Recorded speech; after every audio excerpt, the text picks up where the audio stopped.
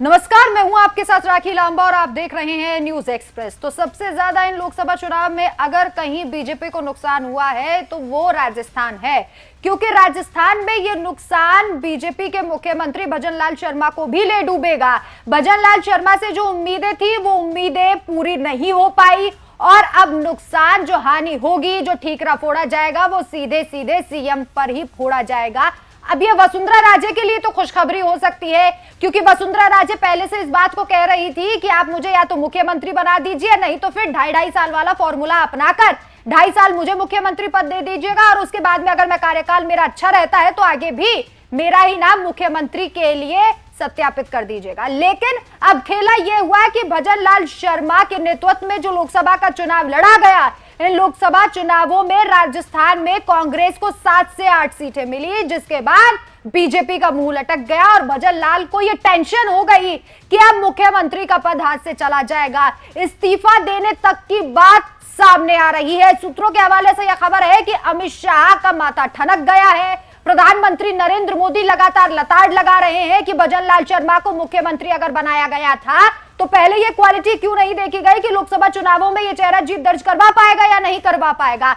ये क्वालिटी जरूर देखी गई थी कि ऐसा मुख्यमंत्री बनाए जिसे दिल्ली से कंट्रोल किया जाए, जो अपने तल्ख तेवर वसुंधरा राजे की तरह या फिर बाबा बालकनाथ की तरह ना दिखा पाए। खैर, बीजेपी की ये रणनीति बीजेपी को ही ले डूबी। लेकिन सवाल ये उठ रहा है कि भजन लाल शर्मा से आखिर गलती कहां हुई, क्योंकि एक्टिव भी भजन लाल शर्मा लगातार दिखाई दे रहे थे। तब से उन्होंने मुख्यमंत्री का पद संभाला, तभी से वो ताबड़तोड़ एक्शन ले रहे थे। लाउड स्पीकर हटवाने का फैसला हो या फिर पेपर लीक मामलों को लेकर कमेटी गठित करने का फैसला हो, ये तमाम वो फैसले थे जो भजन लाल शर्मा ने लिए।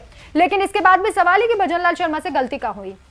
देखिए, खबरें हैं, लोगों का कहना है कि भजन लाल शर्मा से गलती हुई कि उन्होंने राजस्थान से ज्यादा दूसरे राज्यों पर ध्यान दिया, यानी कि वो राजस्थान में प्रचार करते हुए कम नजर आए, जबकि जब उन्हें स्टार प्रचारक बीजेपी की तरफ से बनाया गया तो वो दूसरे राज्यों में घूम घूम कर प्रचार कर रहे थे, जिस वजह से राजस्थान वासी अपने आप से उन्हें कनेक्ट नहीं कर पाए और बार बार उनका राजस्थान के प्रवासियों पर ध्यान जाना, ना कि राजस्थान वासियों पर ध्यान जाना।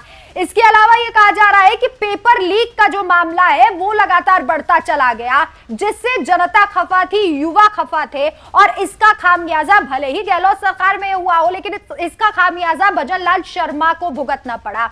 और उनसे जो मंच से गलतियां होती थी, जैसे कि सीटों का आकलन, कभी कभी वो उनसे गलतियां हो जाती थी बताने में। इसके अलावा प्रधानमंत्री नरेंद्र मोदी को ही उन्होंने एक बार श्रद्धांजलि दे दी थी, जिसके बाद उनकी क्रेडिबिलिटी जनता में घट गई। लोगों को लगा कि ये इस पद के लिए अभी परिपक्व नहीं है और शायद इसलिए भी अपना वोट राजस्थान में तमाम लोगों ने कांग्रेस को ट्रांसफर कर दिया। इसके अलावा एक और वजह यह है कि राजस्थान में भजन लाल शर्मा बागियों को मनाने में, जो निर्दलीय खड़े हुए थे उन्हें मनाने में नाकाम साबित हुए। भजन लाल शर्मा ने रविंद्र सिंह भाटी से मुलाकात तो की, लेकिन उसके बाद भी रविंद्र सिंह भाटी बीजेपी के साथ नहीं आए। हालांकि रविंद्र सिंह भाटी हार गए, लेकिन इसका जो डैमेज है वो बीजेपी जरूर हुई, नुकसान जरूर हुआ।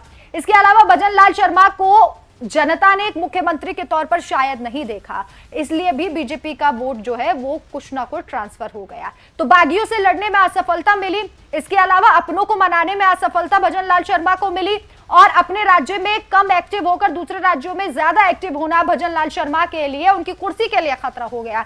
अब देखना होगा, जब प्रधानमंत्री नरेंद्र मोदी सारा ठीकरा भजन लाल शर्मा पर फोड़ देते हैं तो क्या भजन लाल शर्मा इस्तीफा देते हैं या फिर उनसे जबरदस्ती इस्तीफा लिया जाता है, या वसुंधरा राजे को सीएम बनाया जाता है, या फिर बाबा बालकनाथ जिसे शुरू से जुड़े सीएम बनाने की मांग उठ रही थी, क्या उन्हें मुख्यमंत्री बनाया जाएगा। आपकी क्या राय है? क्या भजन लाल शर्मा से ये तमाम गलतियां हुई हैं और अगर सीएम बदला जाता है तो किसे मुख्यमंत्री बनाया जाएगा? अपनी राय हमें कमेंट कर जरूर बताएं। नमस्कार।